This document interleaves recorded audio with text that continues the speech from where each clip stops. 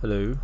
I haven't made a video since Sanctum because I got burnt out and I quit because I had basically been done with the league for quite some time. Even though I was getting like pretty good views, I didn't want to force myself to play the game and just upload shit content, so that's why I haven't uploaded. Our league started as Toxic Rain Pathfinder. It went alright. I got to red maps and I just hated the playstyle. From there I went Lightning Arrow. Lightning Arrow was good. It was pretty nice, but I just prefer Tornado Shot, and with access to all the projectiles I've had more fun with Tornado Shot in general. So that's why I've gone Tornado Shot rather than Lightning Arrow. So this character's probably like 10 divines in, maybe 12. Hyri's Ire 6 in because the chest has gone up. His chest is 9 divines. This bow is like 900 LED DPS. I crafted it myself. It's got a pretty good crucible tree, local attack speed, local crit, and pen, which is really nice without Omni, and it's sort of making me wonder if you even need Omni this league, especially with the elemental mastery. I've done all of my favoured maps besides the feared. I just haven't done the feared. I don't really need to. Probably could do it. There's no reason why I can't. I've done did Uber Elder Deathless, did Cyrus Deathless, did Cortex Deathless. The characters' defenses are pretty fucking bad, and I'm still running Purity of Elements. I wanted to get positive Chaos Res, but it's not really possible. I'm in a bit of an awkward situation. If I take Purity of Elements off, I'm not resistance capped, and I wanted to swap a Taming for a Death Rush, but it's the same issue. So my gear is, I'm pretty hard stuck with what I've got, but it's able to do the content that I want to do really well. Passive tree is pretty standard bow passive tree, really. You know, you're on the right side of the tree, you want to take all the damage you can get. One thing I've noticed this league is I have so much crit. So if you look at my Tornado Shot, I have 75% base crit without power charges. With power charges I'm at about 86, 87, so I just don't need the Diamond Flask, which is why Tornado Shot just seems so much better at this point. Because you get 2 projectiles from Dying Sun, and I've just got the enchant, so when I hit a rare or a unique, it procs. 'Cause you don't need it for the clear because you have 10 projectiles if you go Deadeye and you take the 2 projectiles on the tree. So I've got 12 projectiles during Dying Sun effect, which is really strong. Large cluster here, I've got Sadist and Stormrider, and then the mediums are just Streamlined Repeater, which is pretty standard really. My duels are pretty shit, they're just attack speed and crit multi. And then I'm running 2 Inspired Learnings because the Atlas strategy I'm running, I'll just sell this quick. The Atlas strategy I'm running revolves around borrowed power. I'm running, so I have 4 Watchstones, I'm doing June's Legion, and I'm running Gloomshine, additional Legion. As you can see, I've got my run tab set up here. So I'm running Legion, Hunter Traitors, and Gloomshine. Same strategy as last year, just without the Harbinger. I didn't want to do Harbinger again, and I've had a lot more fun with the Soul Fight stuff. So as you can see, packed with energy, 1% all res, 35% damage, 15% movement speed per Soul Fight vein found in your maps. So you get 3 per map, so it's 3 all res, it's 115% damage, and 45% movement speed. It was 105% damage.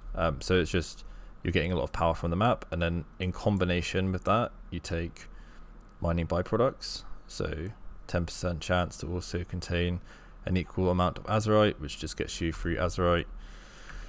So if you have a quick look, if I go to the mine encampment, I tend to buy all my like fossil holder things, what are they, resonators, I tend to buy them all at the end of the session. So I've got 9k azurite here, so I can buy, you know, it's like 31 chaos, whatever of incubators or whatever the fuck they are, resonators, for free, which is really, really good. It's just free money and it just buffs your character, especially at this point in the league. Other stuff I'm not running face off because I actually want to level up. I'm only level 95. When I get a headhunter, I'll probably swap to face off and do generals, but with 2 inspired learnings, the buffs aren't consistent enough to always have them up for if you get a general, and it just takes a lot of time, so I'm not running face off. And so I have these 3 nodes here as well, but I'm not taking all that glitters because I don't want a covetous shine. I think any shine that adds character power is better than the quantity. As weird as that sounds, I just don't think it's worth it. But I've taken these 3 nodes for the additional shine chance, and as you can see, I've got all the shine nodes on the tree. Very similar to last league, except we're able to pick up a bunch more stuff on this side of the tree and then use a gateway over here to get the Exile altar stuff, whilst blocking every mechanic besides delirium, rogue markers and legion, because obviously you get the chance of the additional legion spawning. However, I am tempted to block delirium because my character is still quite squishy, and delirium monsters with map mods when you're running corrupted maps can be pretty dangerous, and I have died a couple times because I've opted to not run a guard skill for a couple of reasons. So in my helmet, obviously I've got Purity of Elements. I'm running Frostblink, faster attacks, and Blink Arrow. So this is because it's insane movement speed, and this helps a lot towards the end of the map because when you're running 2 inspired learnings, you don't pick up any loot until you're done because you don't want to lose the momentum from all of the rare buffs and all the shrine buffs you're picking up. And obviously we're running rampage gloves as well, so you know, sitting and looting a bunch of items and dropping rampage, having shrines run out of time, and then losing the inspired learning buffs is just really, really shit. But yeah, so this quiver I picked up yesterday as well. So this was 2 divines. It's nothing special, it's just damage of bows, additional arrow, high life and flat damage. Luckily it has chaos res on it. I picked it up for the chaos res because like a lot of bows are really similar and gave you like the same amount of power for like more, but this had an open prefix and crit chance, and you can craft the unveil crit where you get a frenzy charge on critical strike, but with the new mana forge arrows you don't need it. So I'm running frenzy, mana forge arrows and ensnaring arrow. So the reason I'm running ensnaring arrow is because enemies that are ensnared take 20% increased damage. You get less movement speed on the bosses, and yeah, so it slows enemies which is a nice defensive layer. And then frenzy, you just get frenzy charges for free, and you can run power charge on crit. However, I'm running Storm Rider and Sadist, so Storm Rider gives me power charges on shield enemies, so I'm really tight on sockets, which is why I've done that, because obviously I've got my Grace, Life Tap, Sniper's Mark, Mark on Hit, Blink Arrow, faster attacks, Frostblink. I'd have to drop some form of utility to get power charges, but I can just pick it up on Storm Rider here. It's like a band-aid alternative, but it's working pretty well. And I've had to pick up mana down here because it gives me strength and int, so this actually saved me 2 points because I already had the mana here. Because with Tornado Shot you do have, you know, mana issues. I got 49% unreserved here, but it's always nice to have a low mana cost because, as you can see, your ballistas, you know, they cost quite a lot, and your entire mana pool goes when you place them down. In terms of damage on POB, so in like optimal state with 4 totems down, and 10 projectiles on a boss. I have 6 mil DPS, so it's not too bad. It's definitely okay. Like, I did Uber Elder and it was perfectly fine, but I think Uber Elder is kind of a bad metric for Tornado Shot as a Deadeye because there's loads of terrain to chain the projectiles off. Personally, I don't think running 2 tamings is ideal, but if you want to run Shadows and Dust and the Hero's Truth, you kind of need the resistances, because these 2 rings here are giving me, you know, just under 80% all res, and then I've got Helmet, which is giving me res, and a belt. This belt sucks, but I'm mostly using it for the attributes. As you can see, it's got strength and intelligence on it, which is really important for the build because you do lack attributes, so you need to find them on other pieces of gear. I'm not sure about the guard skill situation, and I am only running Grace, so a lot of people run Determination early on. With the new mana changes, I think it's worth just going Evasion. So I've got 26k Evasion during Flask Effect, which really isn't good. And another thing I haven't done is I haven't taken Point Blank either. I think Point Blank is quite cringe, especially with Tornado Shot, because when you're chaining and your projectiles are going all over the place, you know, the projectiles that are shooting off, a lot of the time they just won't do any damage because Point Blank falls off. So I think Point Blank is quite shit. You can run it depending on your play style, but I really don't. Yeah, I really don't like Point Blank. I don't like the playstyle. I don't want to be in melee range as a ranged character. I just see myself dying more than often, and obviously optimal setup would be getting Forbidden Flesh and Forbidden Flame with Far Shot. As usual, it's yeah, it's pretty standard to go Far Shot. It's just the best. You can't really drop Focal Point or Gathering Winds early on either. Like, you need the Gale Force and you need the increased effect of your marks, just because it, you know, your mark is such a huge part of your damage. If you don't want to run Frenzy for Frenzy Charge generation as well, you have the option here. So damage against marked enemies. This marked mastery was down here, so it used to be where, so there was, I think it's a new one, but obviously you got this one down here, so you got Marked for Death with Culling Strike. 10% chance to gain a Frenzy Charge when you hit your marked enemy, so you can get Frenzy Charge generation from there, which is quite good, or you can get it up here now, so obviously you don't have to spend the extra points to come down and pick it up because it's right by the tree, but you don't need it at all. This is yeah, pretty useless node. Like, it doesn't give a lot, so there's no real point to path with it. If you don't run a Hero's Truth for the cull, I would say path down to Marked for Death and then pick up the Frenzy Charge on crit, and then you can drop the Mana Forged Arrow totem, or Mana Forged Arrow setup for a sort of cast when damage taken setup. My sort of plan when I farm a Mage Blood or a Headhunter is probably drop the Hyri's Ire and buy a hybrid evasion armor base with, you know, good stats, and then I will run Precision, Grace, Determination, and probably stay triple Ellie. Might end up going Fist to Cold again. I don't know what I want to do. It all depends on how good Omniscience is this league. I think Omni is still really good because it solves a couple of issues, but you get a lot of problems. So as you can see, I have a level 30 precision from the amulet, which basically solves the accuracy issue.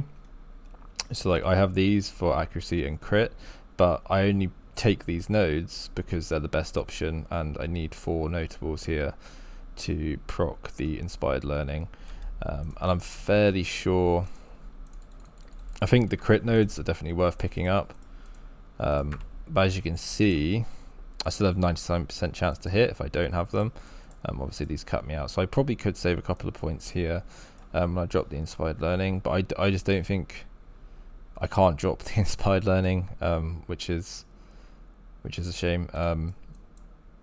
But yeah, there's also the attack speed ones down here, but you don't need accuracy at all with a Hero's Truth, because level 30 precision gives, you know, 1000 accuracy rating and 78% crit, which definitely opens the door to not having to run a crit flask and being able to run Dying Psalm, which is what I've sort of gone over a few times. I'll put a map in my map device, I suppose. You know, these aren't like baby rolled maps, like they are pretty juice. That's a pretty good one. That's pretty rough. There's the 142% pack size. Should be fine with 2 curses. I don't see why it wouldn't, but it's just sort of showing how the build functions. Another thing I'd want to go over as well, so as you can see, Crucible League is really, really good. So I've got this item here which I can sell. I get 15 Awakened Sextants. I would definitely recommend running Crucibles. I have put spine bows on my filter because I have a spine bow and I want to get a good passive tree on a bow I want to craft. So it's definitely worth putting the base item, like your weapon, is on the tree and just opening them, because even if you don't get a good tree, there is a chance that you can get, you know, mods that give you currency, because the mods just don't drop any loot. I think it's fairly common. I think it's about 1 in 10 sort of trees you open, you get something that rewards currency. I think the Divine Altar is super rare. Not Divine Altar, like Divine Roll is super rare, but if you get that, it's about 5 divines for free. But as you can see, this is a super juiced map, and the builders, yeah, no issues whatsoever with it. The only downsides is because Inspired Learning gives you so much sort of survivability as well. If you get like randomly one shot, you lose all the momentum that you've gained in the map. But Soul Eater is a way more common rare mod type now, and the same with the mana leech, or like mana drain, you know, like the blue circle around the mobs. That's really common as well. So you end up stealing a lot of really good mods, even with the Inspired Learning, which is why I'm running 2 of them. Usually I'd only run 1, but I found with 2 it's just way more consistent and way more powerful. I think eventually I will drop 1 to go for a maybe Timeless Duel or something of that sort of nature, but at the minute, you know, I'm blasting through the end game content with no real issues. It basically feels how it did last league, with a bit less single target, and my build last league was, you know, considerably stronger than this one. This character's quite literally about 100 times weaker than my Sanctum Tornado Shot character, but this is you know, it's week 1 of the league, and to be getting results like this already is really nice. I definitely don't kill bosses anymore. I'm past that sort of arc. As you can see, single target on a ghosted boss is really high, and overall the damage is pretty damn solid. The only downside to it is having to loot at the end. I've never looted maps at the end. I've always looted whilst sort of clearing the map, so the way I loot the map at the end is pretty bad, and I think I'm lagging, yeah, so my internet is just god awful. But yeah, this build's fairly strong. You, to basically achieve the same results, you just need 2 Inspired Learnings, Spell Suppression Cap. You need Chaos Resistance, otherwise you will die, especially doing Exile, Altars and Legion. You know, as much Chaos Res as you can get, the better. Chaos Resistance is gonna save you a lot of deaths. Chaos damage is pretty much the only thing that kills me, unless I'm like running into the mobs. You know, obviously you can get like one shot by a melee mob, but Chaos Resistance is the most important. I think Tornado Shot this league is gonna, well, every build is gonna be better, but bow builds specifically are gonna be considerably stronger than last league. And Tornado Shot with projectiles, it's just insane. You know, I have no +2 on my bow. I've got +1 on my quiver, so I'm missing, you know, 2 additional projectiles, and there's a chance that I can scale the damage up just as high as last league, so essentially getting 20% more damage for free and getting insane clear. So I do wonder what this build will feel like with with 12 projectiles baseline, or even 14 if you can run a Dying Sun. I think when you have 12 there, you just wouldn't need a Dying Sun personally. But yeah, overall this league start has been pretty good. I've been able to get into endgame. I was doing June's Legion as Lightning Arrow as well. Lightning Arrow performs really well. I think this league, in terms of Tornado Shot though, I am going to just be playing the Combs Rage variant with Berserk. I've never played that variant, and I don't really want to play the same build twice, so I kind of want to see how much I can push the damage with the Comb Spirit sort of setup, and see how much of a difference that makes. There's a chance I will transition to it maybe later today, but I'm not sure how much the helmet enchant is, because the helmet enchant is it's pretty damn huge, and I don't want to be swapping over without the additional secondary projectiles enchant. I think that's kind of cringe, but I'm just going to finish the map up here, go and do the crucible. So also this league mechanic, a lot of people complain about it, say, oh, the league mechanic's absolute dog shit. Don't charge it all the way. I charge mine to 75. That's all I do, and even then it one-shots me. So 75 is a break point. I don't normally get to 75. I normally go to 72 or 73, but it's really hard to control it. So yeah, it's a bit of a pain in the ass. I'm not the biggest fan of how the mechanic works. I think it's way too overtuned. Like randomly spawning a mob that shoots 10 projectiles that one-shot you is just cancer. Like straight up. I really dislike how it works, but as you can see, okay, that's a pretty fucking good, it's a pretty good bow, to be completely honest. But yeah, as you can see, you want to loot these trees, have a look at them. It's a pretty good omni bow, and frenzy on kill. You see stuff like frenzy on kill, it's just a bait because you don't really need it. So probably end up vendoring that one. I'm basically just vendoring anything that isn't currency or like good for my character that I could merge it over. Probably not the best decision to do, but the bow I have is really decent. With the local crit, local attack speed, and pen, like, it's quite hard to beat this. Like, the only thing I would change is I would put this here and have the onslaught on the end, and that's sort of what I'm looking for in terms of a bow. But yeah, that was just going over my league start. My character's fairly strong. I do die sometimes. It's not your bow character. It's part of playing the game. You're just squishy as fuck. But overall, the build is really solid. If you want to do something similar, let me know. If you're league starting a bow build, comment what you're doing. See ya.